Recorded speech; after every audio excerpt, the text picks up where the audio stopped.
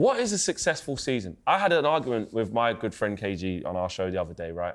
And I said, well, if we finished 4th with no trophy, I'm not saying I want that to happen, we want to win every trophy. But if we didn't, but we finished 4th, I'm saying we can't turn our nose up at that and say that isn't still a good season and we've made progress.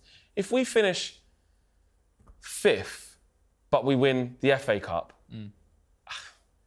it's not, I don't think it's good enough. What is a good season, Ryan? Yeah, it's a really, really interesting question. I would say, would I take top 4 over a trophy? Over an FA Cup or a Carabao? Yeah, I probably would this season. I don't like to buy into what other fan bases and what the media is saying, but I would like to scrub the narrative of us as being a cup team and actually challenging in the league again. So for me, I would say top 4 would be, especially with how good the Premier League looks like it's going to be this season, I think that would be a phenomenal achievement. So I would take that. But at the same time, you know, trophies, it's a fantastic thing. I don't really buy into the narrative about this cup team thing, but to answer your question, top 4 for me, I'm taking that. Angelina? I get what you're saying about top 4, and I agree. In my head, when you said top 4, even if there's no trophy, that I'm on board with that. But looking at it as well, you know, Ten Hag does keep going on about these trophies. So if that's the standard that he's setting, that he wants to be getting 3 trophies in 3 seasons, he values that just as highly as the Premier League, then we should be winning a trophy, in my opinion. So, yeah, and also, I don't want to look too far ahead into the future because we don't know what's going to happen. And also, this new format of the Champions League will be really interesting. But will this team, this time next year, again, we don't know because we don't know about form, we don't know what other players could come in, but are we really going to be in a position to be competing at a high level in the Champions League? Is this a team that's going to be getting to the semi-finals of a Champions League? I know I'm looking a bit too far ahead, but I don't know if we are. So would I maybe sacrifice a mediocre run in the Champions League and we get laughed at potentially for maybe 5th and a trophy? I probably build up to that. I probably would. I don't think that we're quite ready for the Champions League yet, but I could be wrong. Crookie, quickly for you. I mean, look, Champions League, Ineos will be saying, listen, even if you don't win it, we've got to be in it every single year for, you know, financial purposes, to be able to attract better players, to get better, higher revenue. We can't have back-to-back Europas just because we're not good enough to compete in the Champions League. So from a business perspective, they'll want to be in the Champions League as a minimum every season. Listen, I love the Champions League. And when I was a kid, whenever we got knocked out of the Champions League, I was absolutely devastated. But I'm here for the trophies. You know, I was sat behind the goal with the United fans at Wembley when we beat City. And it was just a great moment, an emotional moment, a brilliant feeling. You don't get that from finishing in the top 4 because we're not going to challenge for the title. I've already said that. So if you said to me here now, you can retain the FA Cup, but you're going to miss out on the top 4, I'd take it. Controversial, take it. but I would take that. So right now, if I offered you that right now, say, Crookie, bite my hand off right now, 5th FA Cup retained. I'd take it because you get your day out at Wembley, you get the silverware, you get the bragging rights. As I say, you don't get that from limping into the top 4, which is probably the best we can hope for in the Premier League this season. I don't know. I just what think, do you think, Flex? What do you think? The problem I've got with it, I want all of it. I'll be quick on this. I want all of it, right? So I don't want to, like, oh, why you don't want to win cups? No, I want to win cups. My issue is I don't want to normalise being a cup team and not progressing in the bread and butter. I think what we've just seen evidence of is winning a trophy and having the memory. I was there. It was amazing. We all loved winning the FA Cup. But from that, did we have any confidence that we were a better team going into the new season now? We don't. And the reason why is because of our league form. The league form truly tells us how good we are. And if we want to start challenging for the top honours, which is the norm at Man United, not the Carabao Cup and the FA Cup, the norm for Man United is challenging for the Champions League, challenging for the Premier League. Now, I get it. You've got to be realistic. We are not near winning those things. That's why I think it's more important now to maybe pivot away and say, let's start mounting some consistency that's going to get us higher up the table. But essentially, all of those really come at once. If you play better football and you're more consistent, you're going to go deep into trophies and you're going to do better in the league. So essentially, I think we're all making the same point. We just want us to be successful. And we want it all. Let us know what you guys are thinking. That is definitely a big topic amongst the fan base. Now, Manchester United head south again this Saturday as they take on Crystal Palace in the 5:30 kickoff. And now we have to get back to winning ways. And after their draw over the last few games, it won't be the easiest of opponents. Now, Crookie, after a nervy start at St Mary's, we see a light reshuffle in the starting 11. Do you think that we'll stay as we are? Ugate's going to be pushing.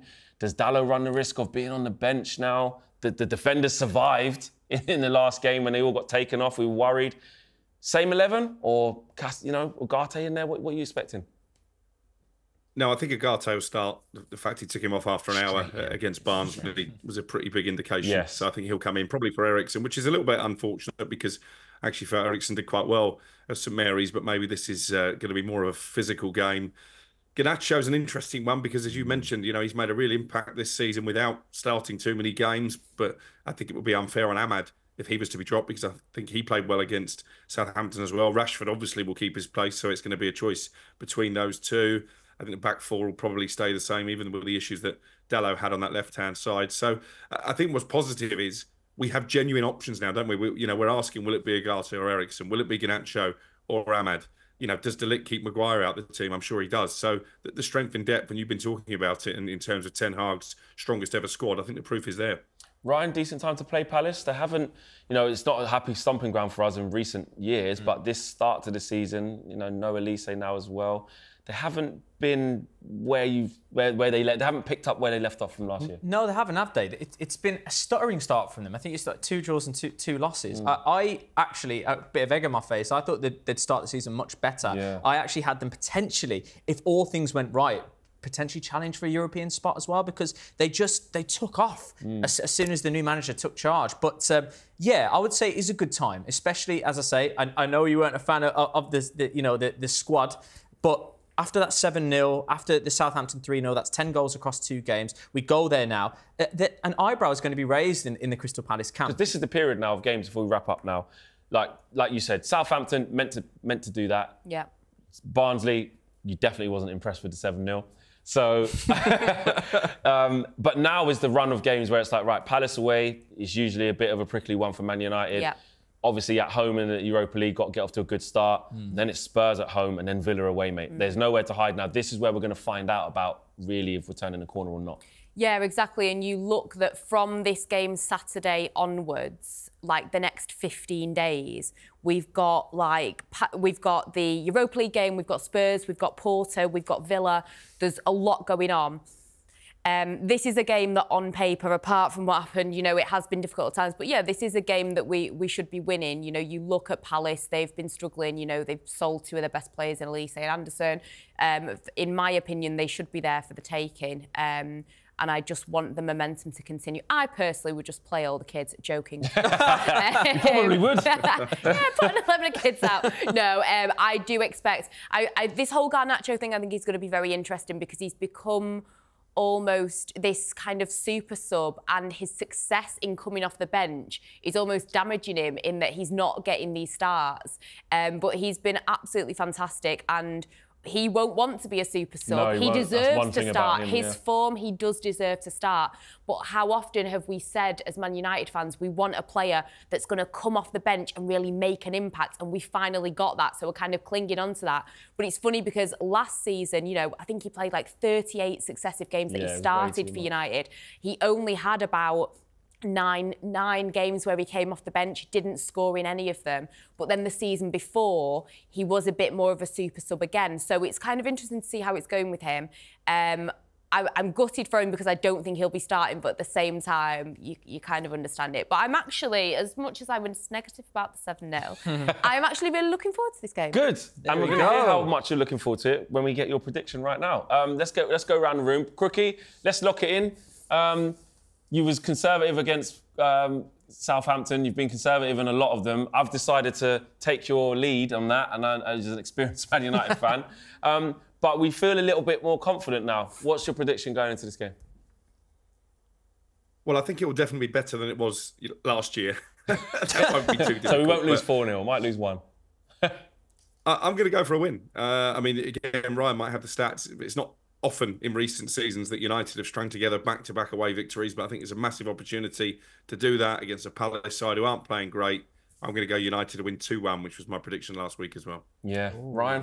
I am actually going to go 2-1 as well. Manchester United have lost the last 2 away games to Palace. It has to be said. I got to put it out there. Exactly. So, I don't think it's going to be easy. And yes, we enjoyed the 7-0. Some of us enjoyed the 7-0. But we can't get carried away. We do have to be mindful of that. I think it'll be a hard-fought game. And I think potentially Garnacho will make an impact off the bench. I don't think that's a bad thing. It's about who starts and it's also about who finishes as well. So I don't necessarily read into that too much. I'm going 2-1. I think we edge it. Okay, there's a couple of 2-1s there. Angelina, you? I am really going to back the defence. I'm going to back the goalkeeper because he's been getting a lot of stick. But we've had some clean sheets. We've had some clean sheets. So I'm going to go 2-0. I'll go 2-0. Okay. Yeah. I'm the most optimistic out of the bunch because I'm going to match you guys with the 2-1 as well. I still think that first half an hour against Southampton...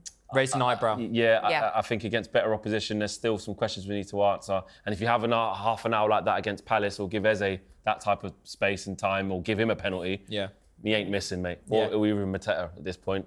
You know, Eddie and Nketiah as well. So I just feel that, I think we'll win, but I think it'll be like 1-1 at one point in the game, and then we'll go on and get the win. But I do think it's going to be difficult. So, but wins all round. Yeah, who says Man United fan gets carried away, eh? 2-1, 2-1, 2-0, that's all right. Exactly, that's what we want to see.